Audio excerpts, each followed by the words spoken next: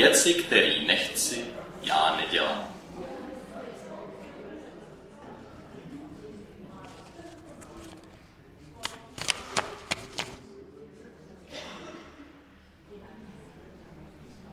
A já to číst nebudu.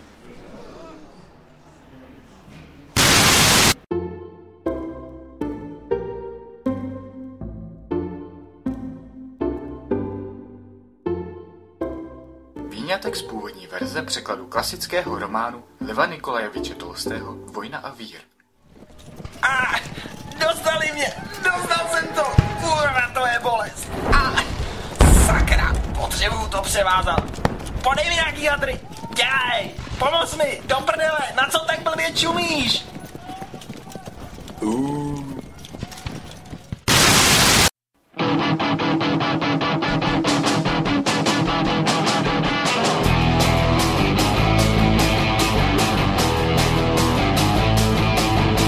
Traktor. Nový multifunkční zemědělský stroj do každého jednotného družstva i na každé náměstí. Traktor. Dvojnásob rozesere vaše pole a při obsazování náměstí v centru města se dokonale a přirozeně ztratí v okolní dopravě. Traktor. Poradí si jak s americkým nepřítelem, tak s americkým broukem. Traktor.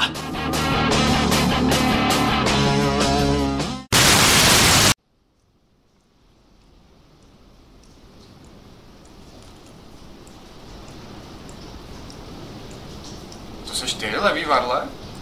Čau, pravý Varle, jo, to jsem já. Já už ani nevím, kdy jsme se viděli naposledy. No jo, když tady je pořád tma jako v pytli. Pořád lepší než na té návštěvě u Karla, tam byla tma jako v prdeli.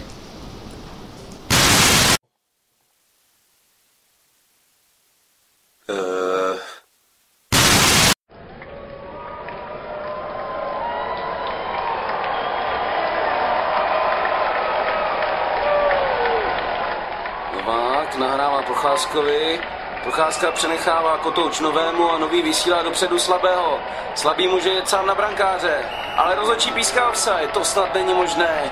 Diváci jsou nespokojení, ani slabému se to samozřejmě nelíbí. Slabý jede na rozhodčího, rozhodčí ujíždí před slabým, jenže ten je rychlejší. Slabý sráží sudího Patáka k ledu. A co to dělá? Snaží se Patákovi nacpat píšťalku do úst. Paták se dobře brání, ale je to tam. Píšťalka končí v krku. Druhý rozhodčí otahuje slabého ze svého kolegy, jenomže slabý si stahuje chrániče i spodní prádlo a to jsem tady na hokeji ještě nikdy v životě neviděl. Slabý močí na středový kruh ledové plochy, zatímco ani jeden z rozhodčích se zatím vylučovat nechystá.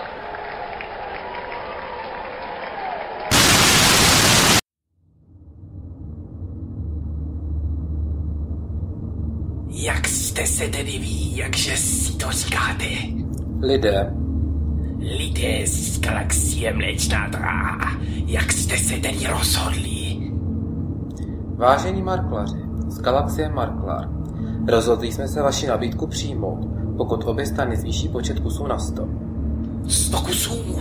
Při vší úctě není to pro začátek příliš mnoho. Můžeme vám nabídnout 150 kusů za vašich 100. Teď ani nevíme, jaký budou. A kdo to pak bude žrát?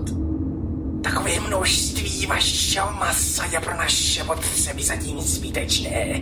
Jde nám jen o malou soukromou událost, rozumíte? Pro gurmány, k čemu vy byste vlastně potřebovali tolik našich kusů? 200. Počkejte, vy chcete žrát? Já myslel, že máme namrdání. A jak vy se jmenujete?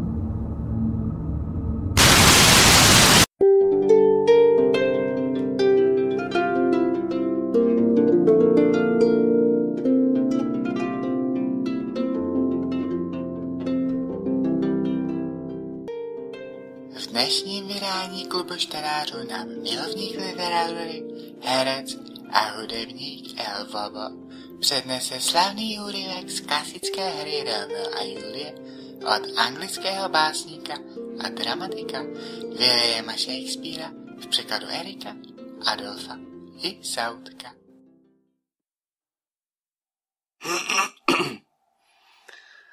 Ach, Romeo, Romeo, proč si Romeo? Své jméno zapři, odřekni se otce, nebo nechceš jít za svět mě a přestanu být Capuletová. Mám ještě poslouchat, či odpovím? Tvé jméno je jenom můj nepřítel, ty jsi jenom ty vůbec nejseš Montek. Co je to Montek? Ruka není, noha ani paže, tvář jiná část člověku. Proč nemáš jiný jméno? Co pak je mě po jméně? Co růži zvou i zváno jinak vonilo? By to furt stejně? A taky Romeo, nebýt Romeo zván by nebylo nic méně než Romeo. Romeo, svec to jméno a za některý čas si vezmi mě. Beru tě za slovo, nazvi mě svým a budu s nápustěm. Už nechci víc být Romeo. Tada.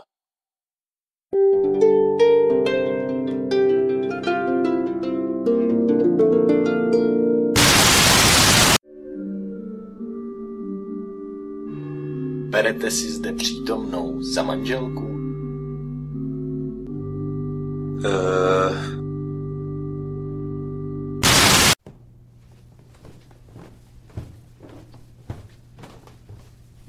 Gott im Himmel, to byl zase ten. Člověka by si furt na všechny řval sám. Co máme k večeři? Efo! Himmel, Herko, zase Schweineschnitzel. Tak aspoň zapni náš jukebox. Scheiße! Vždyť na to se nedá ani pochodovat. Hoď tam něco jinýho. Ja, danke schön, Eva. Konečně posadná fipalovačka. Upozorňujeme posluchači, že předchozí sketch byl pošlý. Z domova. Ve čtvrtek se v pražské zoologické zahradě narodilo mládě krtka. Kurátor chovu savců uvedl, že došlo k menší komplikaci, když krtek sál mléko a do pusy mu vlezla hlína. Tu však naštěstí záhy vykuckal. Celá rodinka mizožravců se také musela vyrovnat se zdrcující zprávou, že jejich potomek je slepý a nebude nikdy vidět. Následně na místo události dorazil muž se žlutým sakem a celá situace se stala značně nepřehlednou. Přítomní návštěvníci shodně prohlašují, že nemají sebemenší ponětí, co se dělo dál a o čem to vlastně celé bylo. Chválili si alespoň pěkné počasí.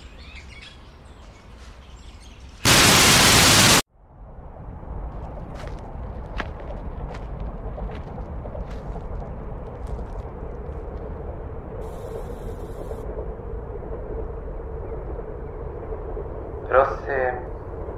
To jsem já. No počkej, kdo já? No přece já. Ty jako ty? Nebo jste někdo jiný? No říkám, že já jako já. A seš to fakt ty nebo ne? No fakt jsem to já. A já nikdo jiný nejsem. Tak mi teda dokáž, že jsi to ty, když to říkáš. No já myslím, takže jako jsem. Dobře. Tak teda, že jsi to ty.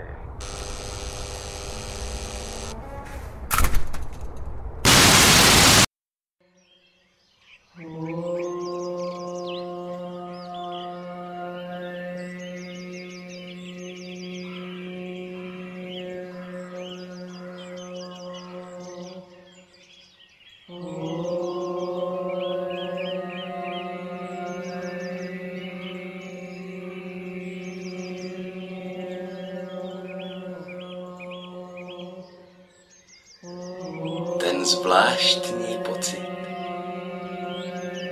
kdy si uvědomíte, že to zvláštní pocit není.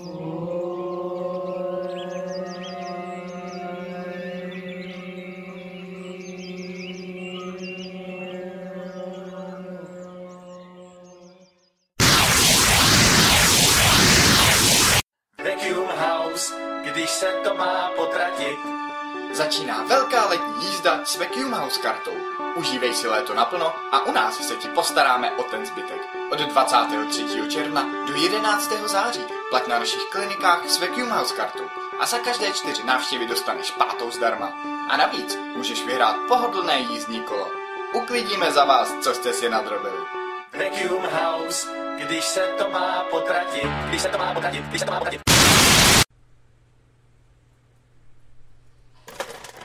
Teď vyplázněte jazyk a řekněte a...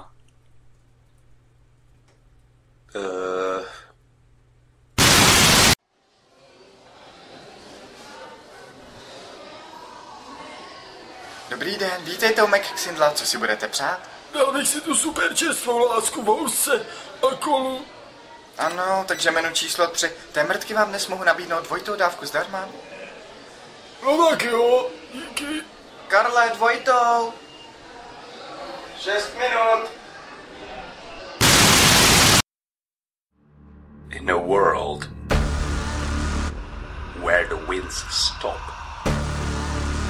where the sun doesn't rise, and fire is raining down from the dark skies, in a world that is coming to an end. In 2015, all hell breaks loose.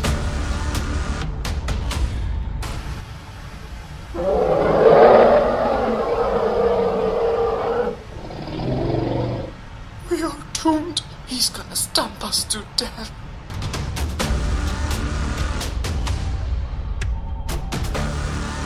The demon that never forgets is back from the underworld, and he wants his revenge. Oh my god! It's killing us! It's killing us with fire! And he will get it. A elephant.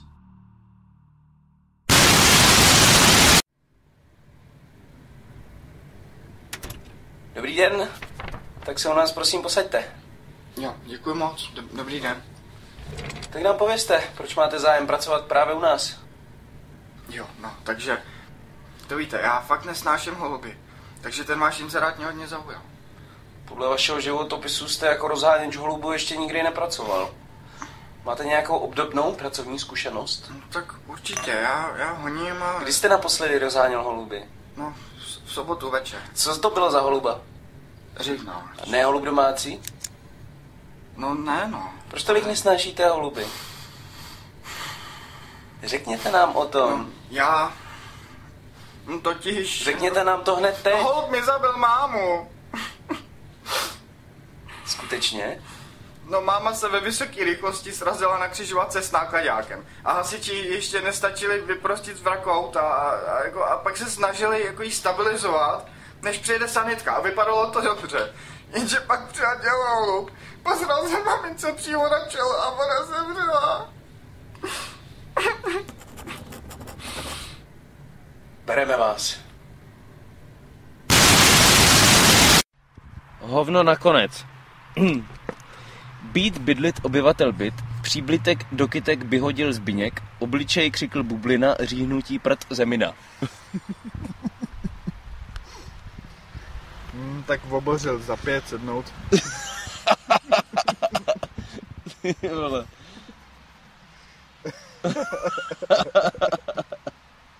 Já jsem asi šílenec. Kurva, dochází je pivo. Piccadilly, Piccadilly, Cantus, Piccadilly, Piccadilly.